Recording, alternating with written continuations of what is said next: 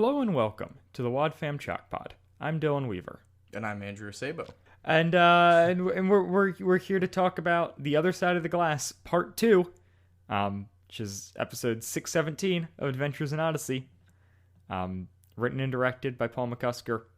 First aired May 19th, 2007. I would just like to say that ever since last episode, you saying that this is the closest Odyssey gets to being psych, I cannot get it out of my head. Yeah. And I do have questions regarding that we will get into later on. Yeah. Also, I'm kicking myself. I was kicking myself really hard after last episode where I was like, so I have to do it this time. But I was like, why didn't I ask Andrew for predictions? That would have been so fun. Yeah. Yeah, you should have done that. Because you had no idea where this was going to go, did you? No, not really. No. I presumed something of the like. It was like, okay, attention's being drawn to this company, right? They're clearly doing something bad because there's 2 more parts of this. And so it's got to be bigger than this. But like I like that all 3 of these episodes essentially wrap up by the end. Yeah. Like they have a complete story and then right at the end it's like and now there's going to be one more like it's like a little tease for the next episode, but it's not like we're getting cut off mid-story in the same way. Yeah, no, there's a lot I feel like I get answers every time. Yeah. No, there are times when Odyssey feels like they're doing, 2-parters or 3-parters, like they're taking one long episode and just cutting it. Right. Whereas this, it's like, oh no, these are 3 individual episodes that are all a part of their own, that are just a part of a greater arc, and they're all obviously connected because it's the same story. Right. Like they all have their beginning, middle, and end. Yeah. But then there's also a setup. Mm-hmm. But it feels more satisfying, I think, than sometimes that stuff can. Yeah. It's track 11 on the Moment of Truth album, which is number 48. And we've got a lot to talk about cast-wise here. Okay, go for it. So we have Cooper Green appearing as Joseph. He is a somewhat amateur actor who, besides this, has played Cooper on 2 YouTube series, Astrid Clover and Roommates, of which I know nothing about. Interesting. YouTube? Yep. Okay. More notably, or at least in my opinion, more notably, his sister Gatlin plays Priscilla Peterson, who is a new Odyssey character. Oh. Okay. And then we also have Phil Proctor playing Leonard Corelli, who is the CEO or whatever of Seawright. I don't know what his actual role is, but he's the boss dude at Seawright that they talk to. Mm-hmm. And he is notable for playing another Leonard Meltzner. Interesting. And also Detective Polehouse, who's another new Odyssey character who's like... Yeah, he's in Green Ring a good bit. Yeah, he's like become a kind of a staple of New Odyssey. He's got 246 IMDb credits. Wow. Lots of video games, small parts in Pixar movies. Oh, any good ones? Nothing. Like news announcer for, Buzz Lightyear or whatever. Or for Pizza Planet or it's like incredibly bit parts. Okay. His most I don't know, his biggest role in anything is playing Howard DeVille on Rugrats, which is not a show I have a reference for. Yeah, me neither. Yeah. But so many people do, and I feel like I'm missing out because I don't, but I still haven't changed that, and I don't think I ever will. Yeah, that's fair. We also have Stephen Stanton playing Mr. Henderson and Mr. Montoya. The man has 158 IMDb credits, and notably for me, voiced Tarkin in both the Clone Wars and Rebels. Oh, really? Yeah. That's him? Yeah. Wait, what does Tarkin look like? What? Which one's Tarkin? Grand Moff Tarkin, like from the original Star Wars, but as the younger version. Oh, okay. Yeah. Okay. I'm not going to Google that. I mean, you filter. Yeah, you can. You don't have to. And then we also have John Rubinow as Agent Del Hayworth, who's doesn't really have anything significant other than like being in a lot of like DC animated shows as a guard or a news anchor or a doctor. Like he's just general person of authority. So he's well cast as an agent for the Department of Labor. Yeah. Oh yeah. Definitely has his he's poor guy's getting typecast. Yeah. Oh, and finally we've got Bob Hoose as the tow truck driver. Woo! Yeah. Awesome. Yeah, no, this is quite the episode. It was not what I was expecting. So, for those who haven't listened to this before, go listen. Like me. Yeah, but Dylan has heard this many times and loves it, so I am completely clueless. Yeah.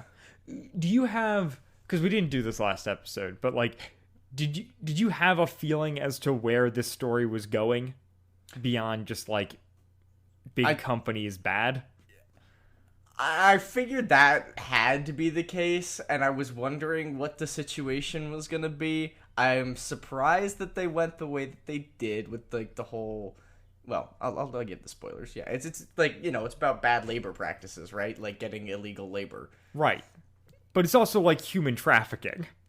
Yeah, that too. Like, I didn't want to call it that because I doubt Odyssey would call it human trafficking unless they do. I don't know if they explicitly say that, but they talk about taking people from their countries, promising them better work when they get here, taking their passports, threatening their families, and threatening to have them deported. That's human trafficking. Yeah, that is human trafficking. Yeah. Yeah, no, I figured it was just drugs or something of the like, or like money laundering or, you know, labor doesn't surprise me that much, but it surprises me a good bit compared to the alternatives because I'm surprised that Odyssey would swing so big for a kid show. Yeah. On something so like adult oriented. Yeah, it is very adult. Yeah. Maybe even one of the reasons I love this episode. So I'm going to go ahead and play the promo then. Yeah. This is a combined promo for part 2 and part 3. Oh boy. The investigation into the mysterious message left on one of Bernard's windows turns more serious, and more than a few people don't want Bernard and Wooten poking around. Mr. Walton, we will gladly pay you for your trouble. I don't want any compensation. Yeah, he's not signing anything. You want more money? Is that it? He wants answers, like why is somebody who works for you writing help on your windows? On the next adventure in Odyssey.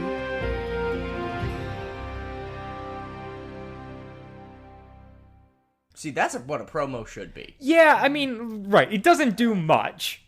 It's basically just a scene from the episode with Chris talking over it. Yeah. But, like, yeah, there is definitely a trend with these promos. Yeah, whereas, they're getting like, better. they're just more across the board now. Mm-hmm. They clearly booted whoever was in charge of promos. Of Ratman. Right. Which I think we previously, it's allegedly Dr. James Dobson. We hope so. If I remember correct, Yeah. that was the allegation we made. Yeah. So they got rid of him, and he's no longer doing the promos. Which I'm okay with that. Wait, when does that check out? Because he left in 2008. When did this come out? 2007. Dang! He was on his way out, though. Yeah, no, it's fair. He was packing up his desk, for like a year. I mean, he started the company. He had a big desk. So the episode itself begins with some really great opening music. Yeah. Yeah, it's Wooten and Bernard in his car, right? Yep. They are going to see right. Mm-hmm. And yeah. Bernard is taking Wooten along. Mm-hmm. He's going to get, his windows replaced because this guy Corelli said that he wanted to speak with him, which he found out through Wit. So he's going, and Wooten's coming along to give the dude a shakedown and get to the truth. Mm-hmm. And Bernard does not care about the truth. He just cares about things like essentially things. Normal. Yes. Just stuff being over, him getting to go back to his boring life as a curmudgeonly window washer. Yeah, it's very interesting how quickly he flips the switch in this episode from being like the begrudging sidekick to being like, now wait a minute, there's something here. But what I love is that even when that switch flips, he's still there begrudgingly. Oh yeah, oh no. And then Wit comes too, because it's the best. And I didn't realize that Odyssey ever even got like this, and it's so great. Yeah. So they walk in, and they're talking to Corelli, and Wooten introduces himself as Sherlock Bassett, but my friends know me as Wooten. Naturally. You imagine the stones it takes to do that? It's like, I am detective. To a complete stranger. I think you should, next time you meet someone new, introduce yourself as Sherlock Acebo. That would be bad. That's a weird thing that I've never thought about, but the man's first name is Sherlock?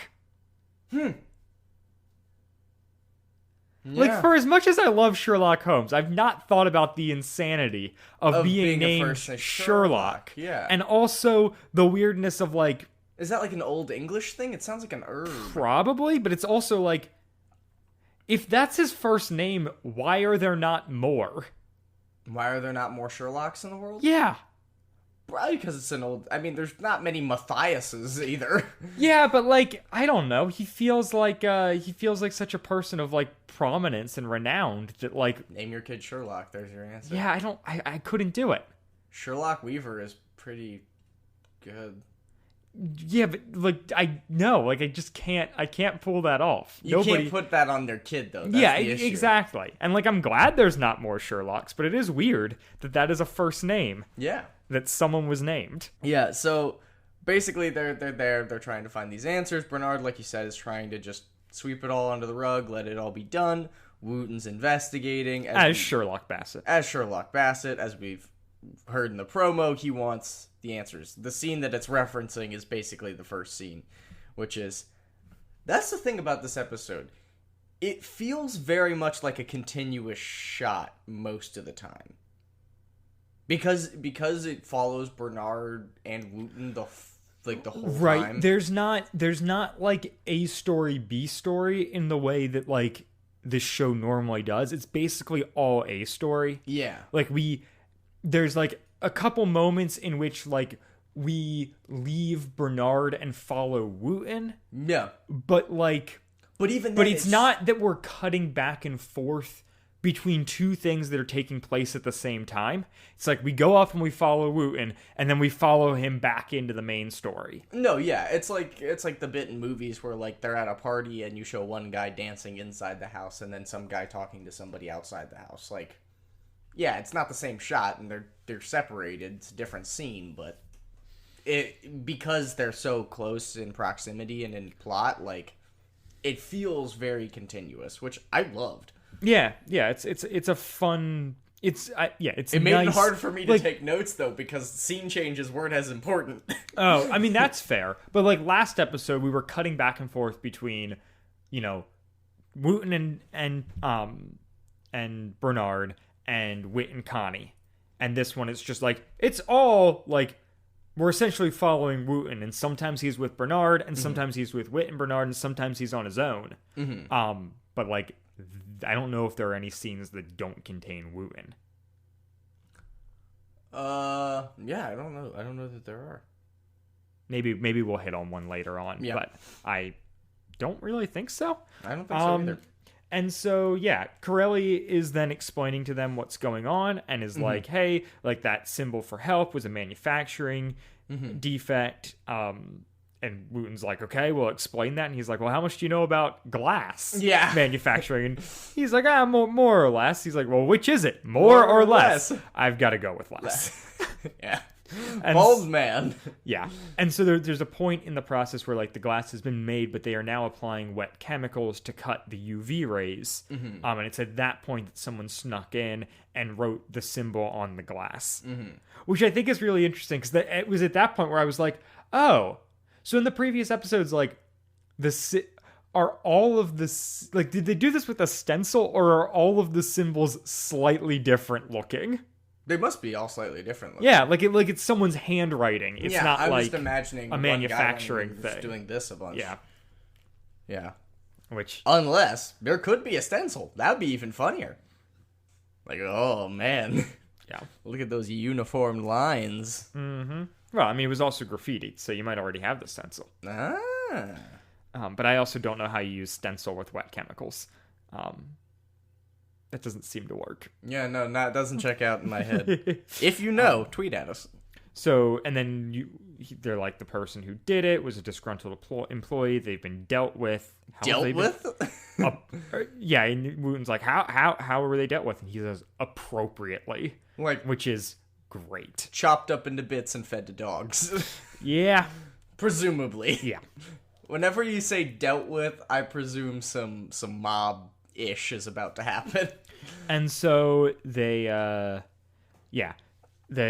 it's at this point then that he's like, in addition to replacing this is Corelli, in addition to replacing all the windows and whatnot, we're also going to cut you a check, Bernard, for your troubles, and Bernard's like, really, like, if you just fix it, like, that's all I need. I don't need extra compensation. No, yeah. We'll cut you a check, but you have to sign this paper. The thing that's important, though, is Bernard doesn't want it even before they bring up the signing the paper. Oh. He's immediately like, no, you don't need to compensate me. Yeah. And then the guy's like, yeah, of course we're going to just sign here. Mm-hmm. And then Wooten gets worked up because they're trying to get him to sign a paper, at which point Bernard is then even more hesitant. But I think it's important to note that Bernard didn't want the money before Wooten, like, stuck his neck in and started, like, battling it out with Corelli. Well, and to be fair, Corelli is super shifty. And so, like, the thing that I would say that is the only knock I really have against this is that they just really play the tropes of the bad guy really hard. Like, the whole, like, gets entangled you in paperwork, and he's bribing, and, like, all this stuff, like... Yeah, but up until that point, he's been... The bad guys show their hand a lot, I'll say that. Yeah, and in a really clear moment later. Mm-hmm. But, like, up until the point where he, like, asks them to sign the paper, he's been smooth-talking and, like, pretty reasonable. Yeah, he hasn't struck me as, like, oh, this man means trouble. It feels very much like Wooten is overreacting to when this he guy. Said when dealt with appropriately, my mind was like, right, suspect. Right, and that's probably the moment that it happens. But, like, he's not. It feels like Wooten is like, this guy has the smooth talking down, and Wooten's going really hard, and, like, maybe somewhat unnecessarily. Like, it does feel like he's antagonizing a guy who's, like, being reasonable. Well, yeah, because basically the situation is that Wooten doesn't need to be there at all. Right. Like, this is between Bernard and what's his name? Corelli. I wanted to say Scarelli, which is not it. But yeah, like, that's purely between the two. And even Corelli is like, keep your assistant at bay, like, calm him down. Like, I don't even know what this guy's doing.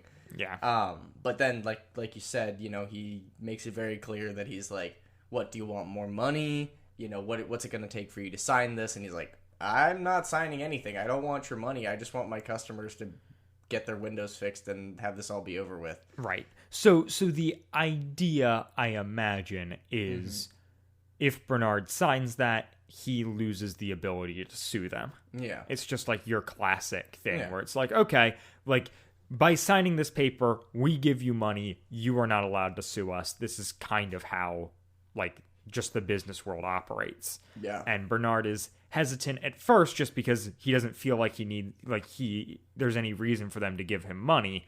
And then later because Wooten's pushing back and Corelli's becoming more and more forceful about them signing it, and then eventually just kicks them out. When Bernard first says no, Corelli's like, okay, well, like, how much money is it gonna take then? You want to play this game? And Bernard's like, no, I'm not doing that. I just don't want to sign this. Like, I'm okay if you do your thing, we do our thing. Like, we're good. No.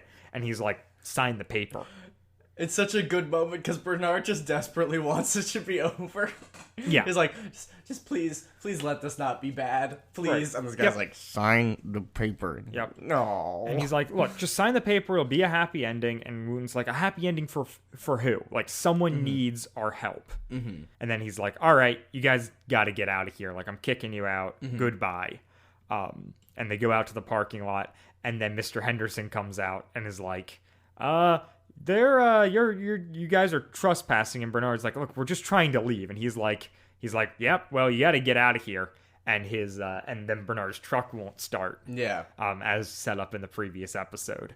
And Wooten's like, they sabotaged it. And Henderson's like, look, we'll roll your car out onto the street and you can call a tow truck from there. But it's this very, like, they go from being super friendly and accommodating to ice cold. Yeah, to literally, I will push your pickup truck out of the parking lot to the road.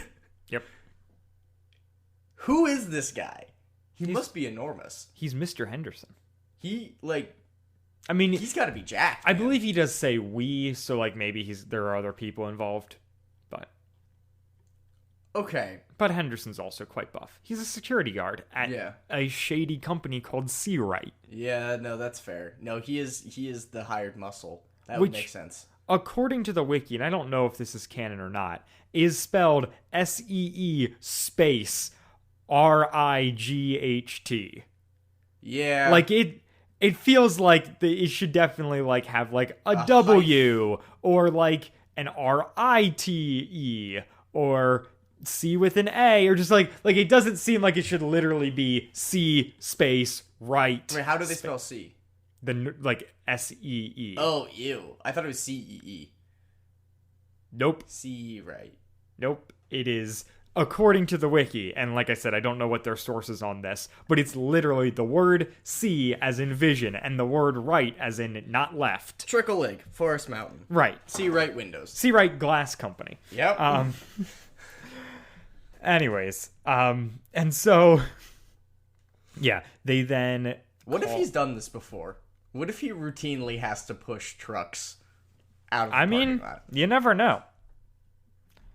And so they call a tow truck. The guy comes to pick him up to take him to Albertsons. Mm-hmm. Wooten's like, "Hey, can I turn on the siren?" And the tow truck driver, played by Bob Hoose, is like, "Sure, if it's okay with your dad." Yeah. He's like, "I'm not his father."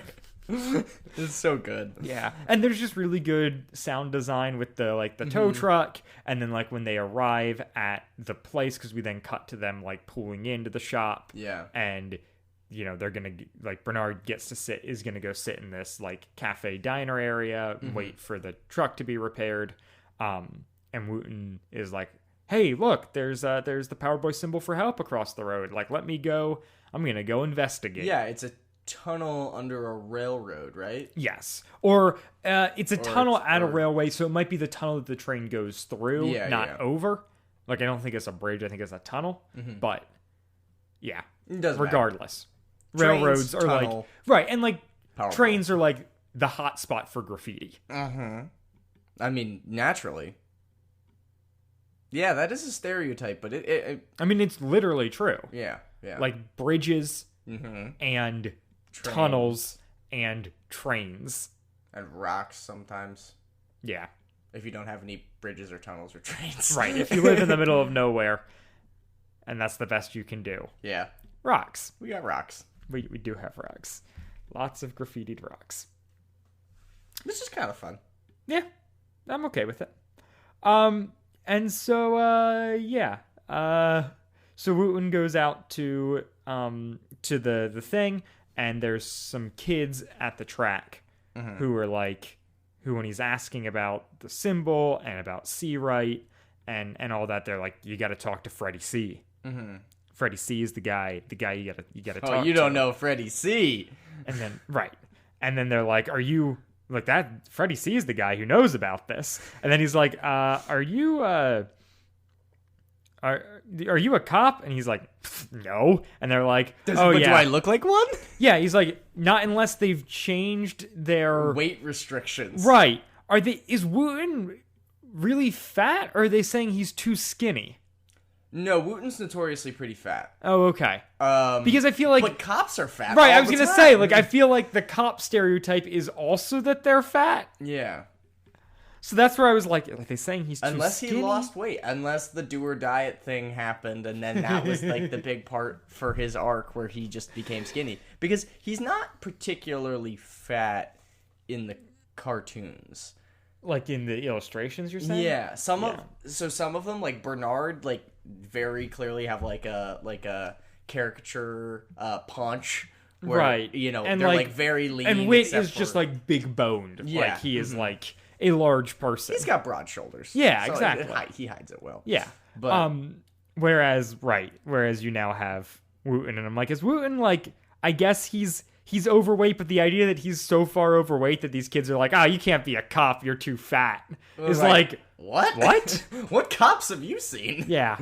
I've seen so many overweight cops in my life. Yeah, they sit in cars and eat donuts. Yeah. Which is a call forward.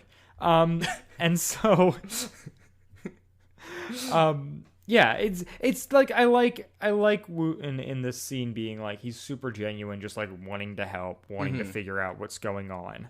Yeah, and this kid's like pushing back against him. He's like very rigid, kind of like, you can tell what they kind of do with this character is they kind of show that not only is he a way for information to spread, but he's also like personally invested in the bad things that are happening.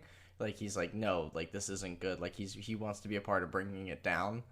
And then Joseph runs away, right? Is his name?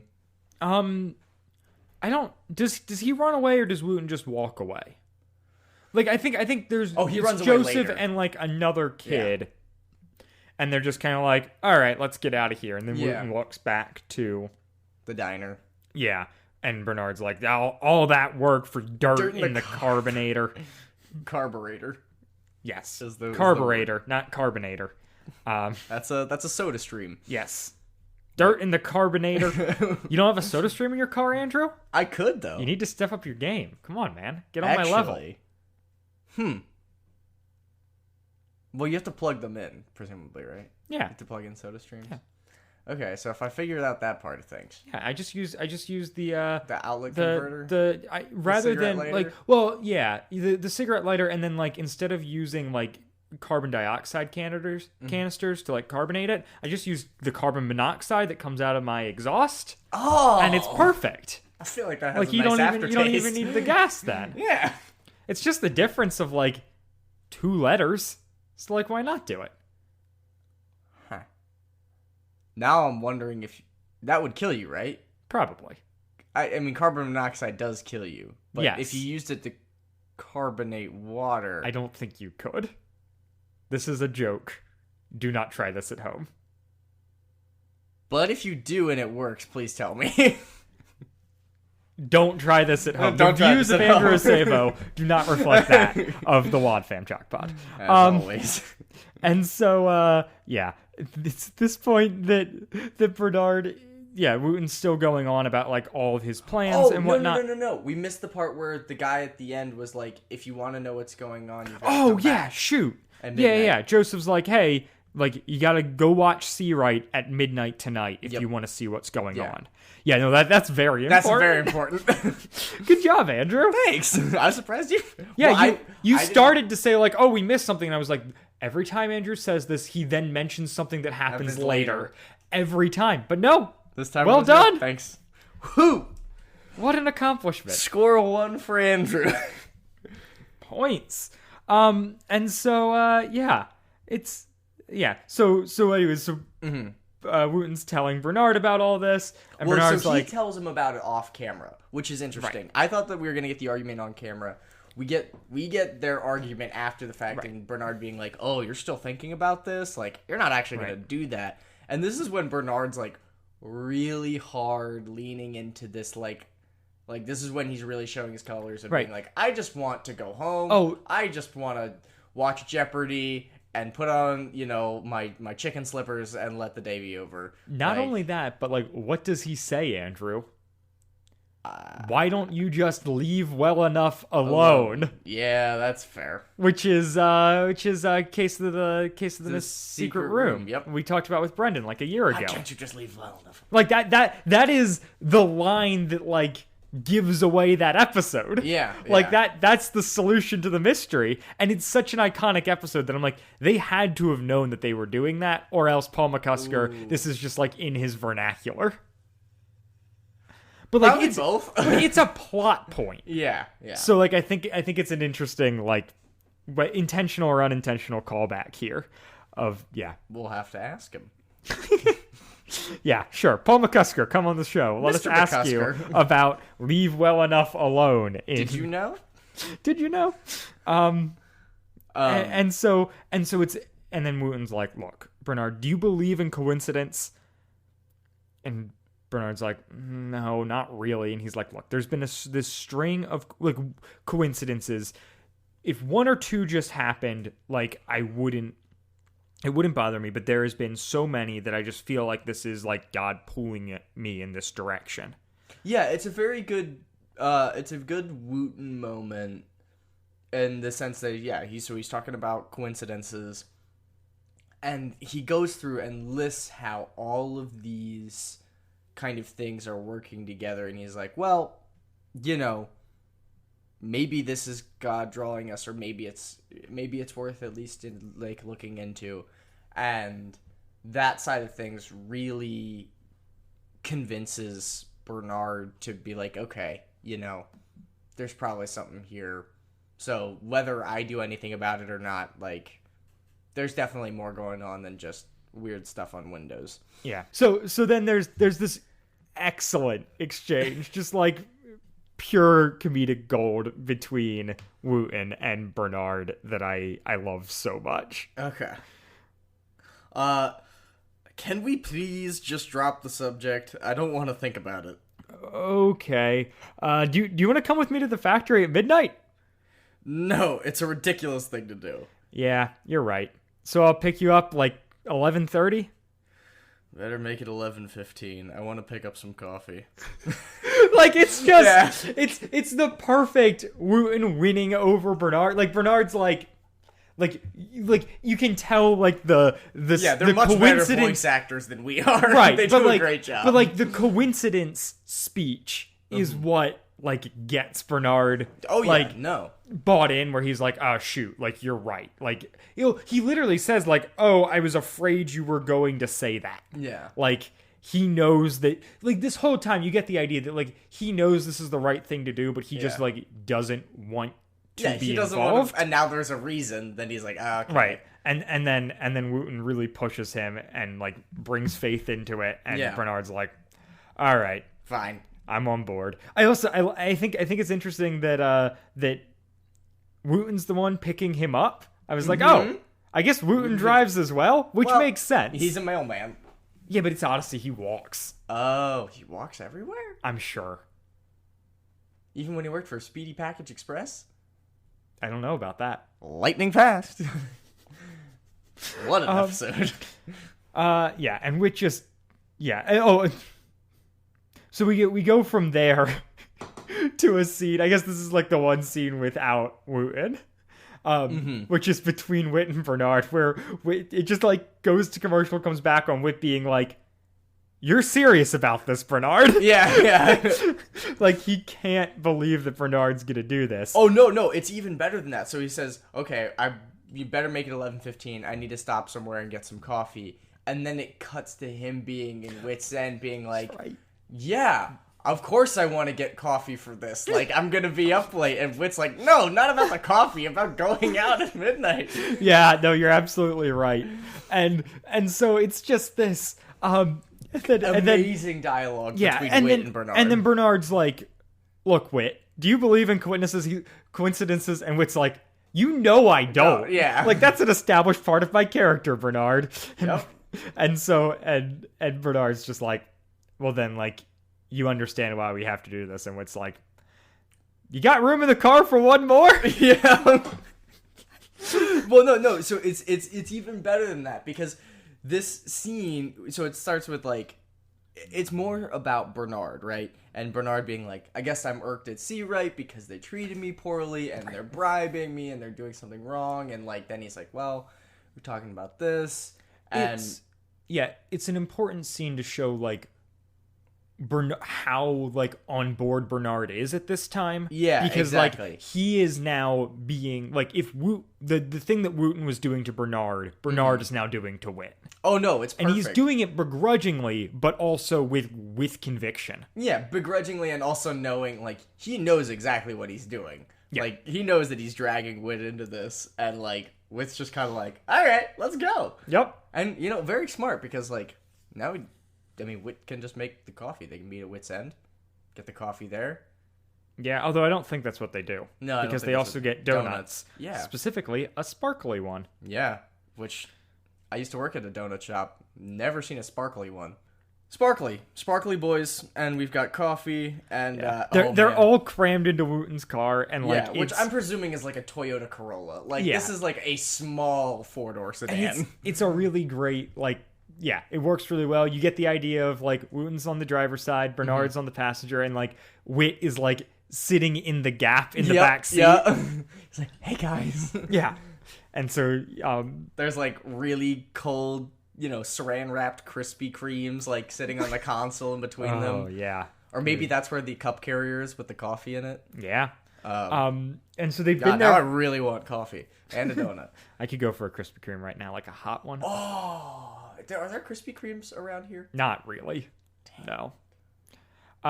And so they've been there for like 10 minutes, and 2 unmarked trucks arrive, and Wit's like, "Hey, can I have my can I have the binoculars?" Wait and he's like, "There's a truck," and Wooten's like, "Yeah, I can see that with my eyes." Yeah. And Wit's like, "It's 2 trucks," and he's like, "1 for each eye." Yeah. That part that got me. I was prepping for this at like 12 last night, and I was in my kitchen eating a sandwich, and I may or may not have woken up my mother laughing. What we missed before that was them being in the car being like, "Ooh, stakeout's so cool," and Wooten being so giddy, being like, "This is awesome," and then Wit's like, "Oh, well, we've only been in here like 10 minutes, and I'm already, this claustrophobic starting to get to me." And then that's when the unmarked cars come, and they see these 2 trucks, and then there are people getting out of said trucks. Right, so the trucks pull up to the thing, and I think Bernard's like, do trucks make deliveries this late at night? And it's like, I don't know, but he like keeps looking at it, and I was like, trucks make deliveries at all times, especially if you like work around the clock. Yeah. But anyways, the doors open, and Wit sees through the binoculars men, women, and even some teens getting out of the truck. Yeah. And it's like, oh boy. And then like Henderson knocks on the window. Yeah. No. And they have like a little bit of an exchange before like opening the door for him. Yeah. No, it's like, "Oh, this is our friend." I'm like, "Your friend?" He's like, "Yeah, we saw him earlier today." So they roll down the window. Which and poor guy has probably been working for like 18 hours straight. I know. Poor Mr. Henderson. The real victims of this is Henderson's family. They never see him. And he's like, "Look, I'm going to have to ask you guys to leave." And they're like, "What? We can't like sit on the street?" And he's like, "Well, I need to clarify that was a joke. Human trafficking is much worse than somebody working a long shift." Yeah, I hope everyone got that. But I know, if you didn't, but thanks, Andrew. Just covering my bases here. But yeah, he's like, what? We're just like sitting across the street in this vacant lot. And he's like, "Yeah, well, Seawright acquired that vacant lot very recently." Like, you get the idea that like they're playing Monopoly. they saw someone sitting there and like quick made a call and we're like, "We'll give you all of our money to buy this vacant lot so we can kick these people out." Yeah, no, that's definitely what they did. Either that or they're planning some sort of expansion. Yep. Like, it's just big coincidence. Right.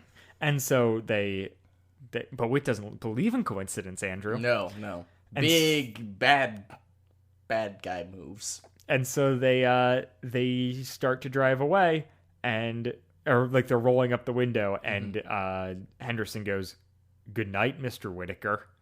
Which is the classicest of blunders. Yeah. And so as they're driving away, Wit's like, "How did he know me? How did he know my name?"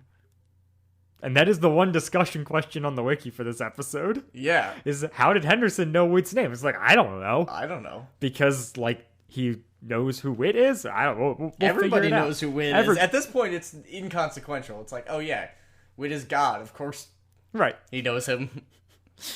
And so they're back at Whit's told him End. about Jesus while he was eating French fries at a bar one time. Yeah.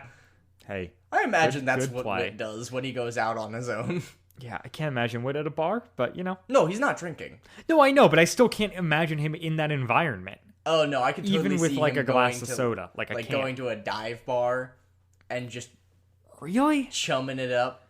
Oh, man. With like, but I bet like it's like one or two people that he's like really invested in. Yeah. You know? Yeah, I don't know. I don't know if I can quite get there with Whit, but, you know, whatever. Well, we'll have to talk to one of the writers.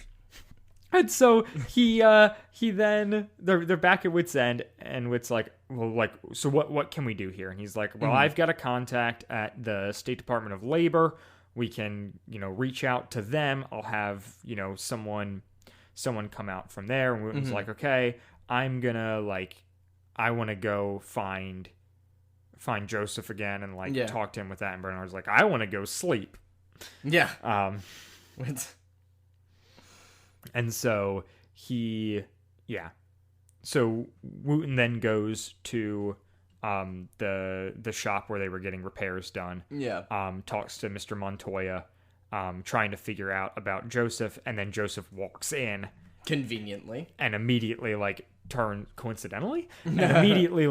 turns around and runs, and Wooten goes after him. Yeah, it's very much like the quintessential, like, hey, have you seen this guy? And then he, like, kind of walks right in unknowingly bit. Yep. And Montoya's immediately like, hey, get out of here. And Yeah. Wooten's like, that's the guy. Hey, Joseph. Yeah. Goes after him, and then we cut back to Whit's End, where Agent Del Hayworth is talking up Whit and Bernard. And Whit's like, you know, what do you know about Seawright? And he's like, not much. They're just like, a real big manufacturing company. And Whit's like, look, we think that they have. They then explain that, like, yeah, basically what they saw last night. Like, they saw men and women and teens being, like, loaded off of trucks. Because he's at first like, what, people showed up at midnight? Like, of course, that's not unusual. And then he explains that, and Hayworth's like, oh, yeah, that's troubling. And, like, if I'm being frank, I've been trying to investigate. Oh, yeah, I completely forgot about the vigilante justice that happens in this episode. Yeah, but he meets with the guy and he's like, yeah, you know, I've definitely suspected that there's something suspicious going on here, but my boss won't let me, and they own the town, basically. Right. So, like, the thing that's come up is, like, this whole thing, Seawright keeps blaming on this disgruntled ex-employee, and that's the same story that Hayworth's gotten, but, like, it doesn't ring true to him. But when he's tried to investigate, the people above him have kind of, like, kept him from doing that and said, hey, look, there's nothing to see here. And so Hayworth's hands are tied, but he's like, look, if you, off the record, if you can get, like, pictures or video, like, then, like, maybe I can do something here. And Whit's like, oh, I can get pictures, video, I even have a website up by tomorrow morning. Like, Whit has become, like, very passionate about this in a way that I really love. Yeah, it was very interesting. It was like, he doesn't talk that much at all, really. And then at this point, he's just like, yeah, no, we're just gonna do it. We will do this for you. We will take pictures and video and expose them. Yeah. And take the law into our own hands, because that's what we do. Yep. But for good reason this time? Yeah, no. Maybe. Okay, so I don't know. I don't know what the correct path is with bureaucracy here. I don't know when we want to have the psych discussion, but who's who? Like, who's Sean? Who's Gus? Is Whit Lassiter? Is Bernard Lassiter? I think Sean's probably Wooten. Yeah, with the noticing everything. Wooten is definitely the Sean, and I think Whit is probably Lassie, which makes or sorry, I think Bernard is probably Lassie, which then makes Whit Gus. I think Whit is Jules. Okay. As like Bernard's sidekick, who's like a little bit more like bought into it thing. Then like Wooten's or Bernard is the super skeptical one, whereas Wit's like skeptical but still like kind of gets it. Also, I mean, he could be the chief. Yeah, Wit could just be Chief Vic. But all of this for no one. Hey, man, people watched Psych, I think. Yeah, probably. I don't know. If you have, reach out to us. I like to talk about Psych media? a lot. And so yeah. Then we jump back to Wooten out of breath chasing Joseph. They're out in the woods. Yeah. And he's like, "Look, this is the why'd you make me chase you?" And he's like, "Well, because they're, Seawright has eyes everywhere. Like we had to get to somewhere secluded. And this is also the spot where Freddie C disappeared. He's like Robin Hood or Zorro. He was like doing the right thing, and then he just vanished. Like some character in a Power Boy comic that I don't remember the name of. And Wooten, is like, oh, okay." It's like he gets like very serious, and then he's like, introduces himself, and you get the great like, "My name's Wooten, by the way." That's a funny name. Yeah, I know. It's Old English for village by the wood. Yeah. Your parents were Old English? No, just old. This is a really good Wooten moment. Yeah. Just old. It's really fun. And then Joseph reveals more about the whole situation where he's like, people are being brought in to work all night for next to nothing, exposed to toxic chemicals that make them sick. Yeah. And then goes into more stuff about Freddie C and how he was illegally trafficked to the U.S. That this is the whole where they talk about their passports. Basically slave labor. Their passports were taken away when they arrived. They were threatened with deportation, hurting their families. And he's like, "Well, why doesn't Freddie's family care about that?" And he's like, "Well, don't you get it? I am Freddie's family. Like, I'm all he has." Yeah. And then Henderson grabs Wooten, just steps out of the woods, grabs Wooten, and is taking him, assumedly, to Seawright. Yeah. No, just out of the darkness appears big man who pulls cars, or pushes cars, depending on, if there's a rope involved. Yep. I assume pushes. Yeah, me too. And that's where the episode ends. Yeah, and that's where it ends. It's so freaking good. But like you said, it wraps up. Yep. Like we get this information, we get a little bit of closure. It's still building for a great finale. Right. But then we get this very clear, definitive endpoint of kidnapping. Right. And also like the explanation of like, like these people are being trafficked here to be, forced into labor all night. There's a really good movie that I'd recommend to people. It's not for... I imagine most of the people listening will not want to watch this movie, and that is probably for the best. But if you are interested in a movie that deals with, like, it's about a meat processing plant in Texas wherein they are, like, bringing immigrants into the country to then work a horrible job, and like those people have no agency in their own life. The movie Fast Food Nation is, I feel, really impactful, and worth watching. And I was like, oh, like this is like it's not even like super like kid friendly. It's not like this is super kid friendly, but this is like the Adventures in Odyssey kid friendly version of that movie. Yeah, no. Okay, interesting. Fast Food Nation. Yeah. I'll put it in my letterboxd want to watch list. There you go. Otherwise, just thoughts on the episode. It was nuts. I really enjoyed it. I think I love when Odyssey goes away from Wit's End because it gives the sound engineering like a lot more variety. So like I love the fact that being inside of different cars sounds different. And I don't know exactly how they do that, but I think it's awesome. And I just thought, it was just so good. I thought it was so well done. It's so well written. is kind of cheesy in the procedural cop show sort of way, but it's something that I really like.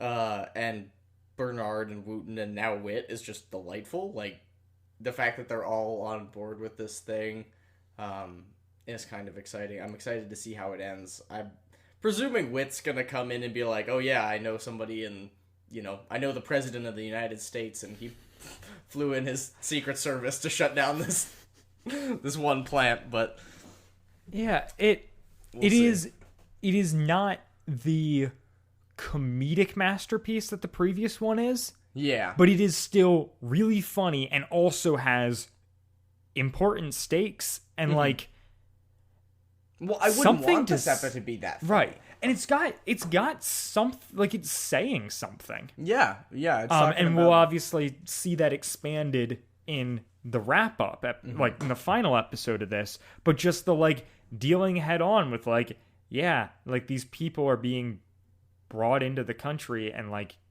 not getting to like kind of being forced into this work is like, that's heavy. And it's also, it's interesting to think about this. Like, that makes a lot of sense coming out, maybe 8 years after it aired. But like that seems like a very modern issue. Not necessarily that it wasn't a thing back then, because I'm sure it was, and obviously it was. But it's more of a point of conversation now. Yeah. And also, like, I think it's interesting with like how big a political issue immigration in general has become, that this is like, it's not a anti-immigration message, at least in what we see in this episode. Yeah. There's like a deep sympathy for these people who are being forced into doing this dangerous work without like any alternative. Yeah, it's interesting. I think that at this point in time, Odyssey is starting to realize that like throwing some social commentary in is a good way. Like, using the show plot-wise as a form of social commentary is something that they do a lot, but they definitely do a lot at this time in the show. Like, thinking particularly, I didn't realize it was this early, but thinking of just album 50 onward, you get like the grand design called Something More, ties that bind, stuff like that, where it's like, okay, this is very clear. We are speaking on something that's very topical, something that's a real world issue, whereas this is a little less direct approach because it also has the veil of like kind of a comic book thing, which I just watched Birds of Prey, and that was kind of what I got from that, where it's like, as a movie is concerned, I don't know if this is amazing, but I really enjoyed it as a comic book movie, and it's entertaining, and if I just don't take it too seriously, I have a great time. And this has notes of that, while also like tackling something very serious and doing it in a pretty fun, good way so far, at least. I mean, unless part 3 is absolutely terrible. Right. Well, we'll see if they can stick the landing. Yeah. But every piece that is being set up here, I'm really... I'm really happy with. I mean, we kind of know where the story is headed, but do you have thoughts about the next episode and kind of what you're imagining? I think Bernard's gonna try and save Wooten, and then Wit's gonna come in and save both of them. That's my guess. That's fair. Yeah. I don't know, but it's a great episode. Really, really enjoyed it. Like I said, don't really have a ton of, if any, connection with it, so it's very interesting to hear Odyssey of an era that I'm very familiar with, but episodes that I'm not. So it's exciting. It's like, oh man, there's more of this stuff that I really like. This is great. Yeah. Also, I would totally be down for a just spin-off, which is just Wit and Wooten and Bernard solving crimes together. Yeah. I think that'd be fun. fun. Just Wooten and Bernard. Yeah. A band of brothers situation. Well, Wooten and Wit are still around in the new episodes, so correct. It could happen. Yeah, absolutely. Bring Bernard back from retirement. Yeah. And the dead? Did the actor who played Bernard die? Yeah, Dave Madden's no longer alive, I don't believe. Oops. It's okay. They can recast. That's fair. Can they, though? I don't know. I hope not. Yeah. But yeah. Man, I don't know what else to say. No, I don't have anything else to add. Really like this episode. No, it's been glad we very got to good. talk about it. And yeah. Is there anything you'd like to promote, Andrew? Actually, yes. Shocker. So, as of today, as of recording this, there is an episode of the Andrew Sabo Podcast Live featuring Dylan Weaver. Who? Dylan Weaver of the Wad Fam Chalk Pod. Dylan Weaver. Gasp. Where we talk about the playlists that he's been making. So he made 6 playlists over the course of a year, spanning 4 seasons. And there's 3 summer playlists in total.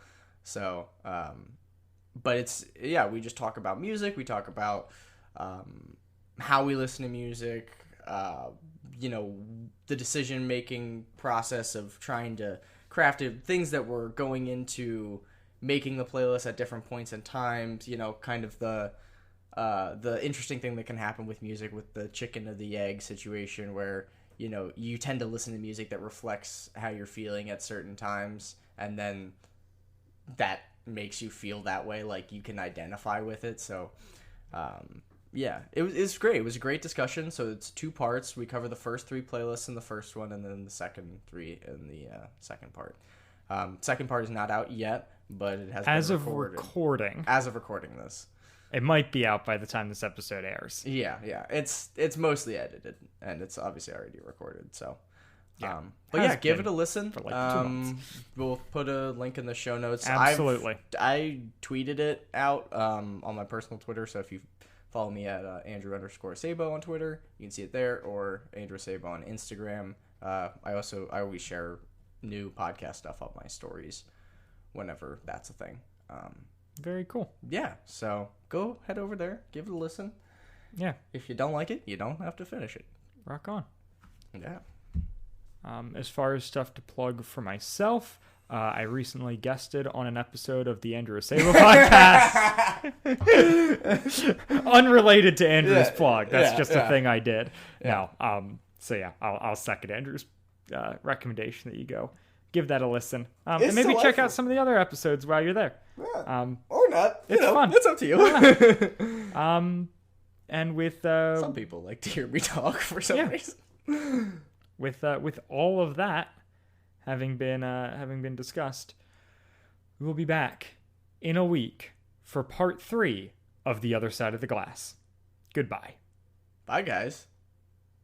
What's gonna happen? Who knows? Wad Fam Chalk Pod is a presentation of the Lidditz Podcast Co-op. This show is a fan podcast and has no official affiliation with Adventures in Odyssey or Focus on the Family. As such, the copyright is ours under Creative Commons. Follow the podcast at WadFamChalkPod on Twitter and Instagram, or email us at wadfamchalkpod@gmail.com. The Other Side of the Glass Part 2 was hosted by Dylan Weaver and Andrew Sabo, and edited by Dylan Weaver.